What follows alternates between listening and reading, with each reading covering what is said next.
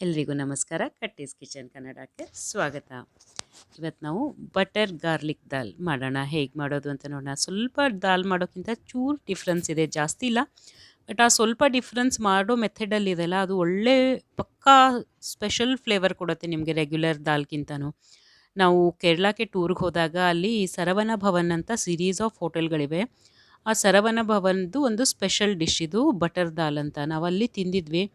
ಸುಮಾರು 2-3 ಸರಿ ಮನೆಯಲ್ಲಿ ಮಾಡಿಂದ ಅದೇ ಫ್ಲೇವರ್ ಬಂತು. ನಾನು ಮುಂಚೆ ಸ್ವಲ್ಪ ಮಸಾಲೆ, ಗರಂ ಮಸಾಲೆ ಅದು ಇದು ಆ್ಯಡ್ ಮಾಡಿ ಮಾಡ್ತಾಯಿದ್ದೆ. ಬಟ್ ಒರಿಜಿನಲ್ ಟೇಸ್ಟು ಈ ರೀತಿ ಮಾಡಿಂದ ಬಂತು. ಹೇಗೆ ಮಾಡೋದು ಅಂತ ನೋಡೋಣ. ನಾನು 1 ಬಟ್ಲದಷ್ಟು ತೊಗರಿಬೇಳೆನ ತೊಗೊಂಡಿದ್ದೀನಿ. ಇದನ್ನು ಚೆನ್ನಾಗಿ 2 ಸರ್ತಿ ನಾನು ತೊಳೆದಿದ್ದೀನಿ. ತೊಗರಿಬೇಳೆ ಮೇಲೆ ಡಿಪೆಂಡ್. 2 ಅಥವಾ 3 ಸರಿ ತೊಳೆದ್ಬಿಟ್ಟು ಅದಕ್ಕೆ ನಾವು ಬೇಯಿಸ್ಕೋಬೇಕು. ನೋಡಿ, ನಾನು 2 ಸರಿ ತೊಗರಿಬೇಳೆನ ಚೆನ್ನಾಗಿ ತೊಳ್ಕೊಂಡಿದ್ದೀನಿ. ಈಗ ನಾವು ಇದಕ್ಕೆ ಸುಮಾರು 3 ಬಟ್ಲದಷ್ಟು ನೀರು ಹಾಕಬೇಕು. 1 ಬಟ್ಲ ತೊಗರಿಬೇಳೆ ತೊಗೊಂಡಿದ್ದೀವಲ್ಲ, ಅದಕ್ಕೆ 3 ಬಟ್ಲದಷ್ಟು ನೀರು ಹಾಕಬೇಕು. ಈಗ ನಾನೇನು ಅಂದಾಜು ಮೇಲೆ ಹಾಕಿರೋದು, ಅಳದು ಹಾಕಿಲ್ಲ. ಬಟ್ ಇದು ಅರೌಂಡ್ 3 ಕಪ್ಪಷ್ಟು ಇದೆ. ಈಗ ಇದನ್ನು 3ರಿಂದ 4 ವಿಸಲ್ ಚೆನ್ನಾಗಿ ಬೇಳೆ ಸಾಫ್ಟಾಗಿ ಬೇಯಬೇಕು, ಅಲ್ಲಿವರೆಗೂ ಬೇಯಿಸ್ಕೊಳ್ಳೋಣ. ಇದಕ್ಕೆ 3ರಿಂದ 4 ವಿಸಲ್ ಬೇಕಾಗತ್ತೆ. ಈಗ ಆಗಿದೆ ಕುಕ್ಕರು. ಪ್ರೆಷರ್ ಇಳೋದ್ರಿಂದ ನೋಡಿ ಎಷ್ಟು ಚೆನ್ನಾಗಿ ಬೇಳೆ ಬೆಂದ್ಕೊಂಡು ರೆಡಿಯಾಗಿದೆ. ಇದನ್ನು ಇಂಪಾರ್ಟೆಂಟ್ ಈ ಥಿಂಗು, ಮ್ಯಾಶ್ ಮಾಡಿ. ಹೀಗೆ ಈ ದಾಲ್ ಒಳ್ಳೆ ರಸ ಥರ ಬರುತ್ತೆ, ಅದರಲ್ಲಿ ತುಂಬ ಚೆನ್ನಾಗಿ ಟೇಸ್ಟಿಯಾಗಿ ಇರುತ್ತೆ. ಈ ಥರ ಮ್ಯಾಶ್ ಮಾಡ್ಕೊಂಡಿರೋದು ದಾಲನ್ನು. ಆಮೇಲೆ ಒಂದು ಪಾತ್ರೆ ಕಾಯ್ಲಿಕ್ಕೆ ಇಟ್ಬಿಟ್ಟು ಇಲ್ಲಿ 2 ಟೀ ಸ್ಪೂನ್, ಜಾಸ್ತಿ ಹಾಕಿಲ್ಲ ಎಣ್ಣೆ, ನೀವು ನೋಡ್ತಾ ಇರ್ಬೋದು ತುಂಬ ಕಡಿಮೆ ಎಣ್ಣೆ ಹಾಕಿರೋದು, ಯಾಕಂದರೆ ಬಟರ್ ಹಾಕಬೇಕು ಇದಕ್ಕೆ. ಅದಕ್ಕೆ 2 ಮೆಣಸಿನ್ಕಾಯಿ ಹಾಕಿದ್ದೀನಿ ಎಣ್ಣೆ ಕಾದ ನಂತರ. ಈ ಟೈಮಲ್ಲಿ ನಿಮಗೆ ಬೇಕಂದರೆ ಸ್ವಲ್ಪ ಜೀರಿಗೆ ಸೇರಿಸ್ಕೊಳ್ಳಿ. ಇದು ಜೀರಿಗೆ ಇಲ್ಲದೇ ಇದ್ದರೂ ತುಂಬಾ ಚೆನ್ನಾಗಿರುತ್ತೆ. ನಾನು ಇದಕ್ಕೆ 8ರಿಂದ 10 ಬೆಳ್ಳುಳ್ಳಿ ಹೆಸರುಗಳನ್ನು ಕಟ್ ಮಾಡಿಕೊಂಡು ಹಾಕಿದ್ದೀನಿ. ಇದು ಚಿಕ್ಕದೆಲ್ಲ ದೊಡ್ಡದೆಲ್ಲ ಆ ಥರ ಕಟ್ ಮಾಡ್ಕೊಂಡಿದ್ದೀನಿ. ಚೆನ್ನಾಗಿ ಬ್ರೌನ್ ಕಲರ್ ಬರೋವರೆಗೂ ಇದನ್ನು ಹುರ್ಕೊಬಿಡ್ತೀವಿ. ಹೆಸರೇ ಬಟರ್ ಗಾರ್ಲಿಕ್ ಅಂದರೆ ಬೆಳ್ಳುಳ್ಳಿ. ಇದಕ್ಕೆ ಬೆಳ್ಳುಳ್ಳಿ ಫ್ಲೇವರ್ ಬರೋವರೆಗೂ ಅದನ್ನು ಹುರ್ಕೊಂಡು ಅದಕ್ಕೆ 1 ಮೀಡಿಯಮ್ ಸೈಜ್ ಈರುಳ್ಳಿನ ಸೇರಿಸ್ಕೊಂಡಿದ್ದೀನಿ. ಇದು ಈರುಳ್ಳಿನ ತುಂಬ ಸಣ್ಣಗೂ ಹೆಚ್ಚಿಲ್ಲ, ದಪ್ಪಗೂ ಹೆಚ್ಚಿಲ್ಲ, ಮೀಡಿಯಮ್ ಸೈಜ್ ಸೇರಿಸ್ಕೊಂಡು ಇದನ್ನು ಚೆನ್ನಾಗಿ ಹುರ್ಕೋಬೇಕು. ಇದು 3-4 ನಿಮಿಷ ಹುರ್ಕೋಬೇಕು. ಇದು ಪೂರ್ತಿ ಬ್ರೌನ್ ಆಗೋವರೆಗೂ ಹುರ್ಕೋಬೇಡಿ, ಯಾಕೆಂದರೆ ಅದು ಬೆಣ್ಣೆನಲ್ಲಿ ಬೇಯಬೇಕು. ಅದಕ್ಕೆ ಈಗ ಈರುಳ್ಳಿ ಹಸಿ ವಾಸನೆ ಹೋಗಿಂದ 2 ಸ್ಪೂನಷ್ಟು ಕಸೂರಿ ಮೇಥಿನ ಸೇರಿಸ್ಕೊಂಡಿರೋದು. ಇದಕ್ಕೆ ಈ ಕಸೂರಿ ಮೇಥಿ ಜೊತೆಗೆ 1 ಸ್ಪೂನ್ ಪೂರ್ತಿ, ಒಂದು ದೊಡ್ಡ ಚಮಚದಷ್ಟು ಬೆಣ್ಣೆ ಹಾಕ್ಕೊಂಡಿದ್ದೀನಿ. ಈಗ ನೋಡಿ, ಈರುಳ್ಳಿ ಇದರಲ್ಲಿ ಚೆನ್ನಾಗಿ ಬೇಯಬೇಕು ಬೆಣ್ಣೆನಲ್ಲಿ.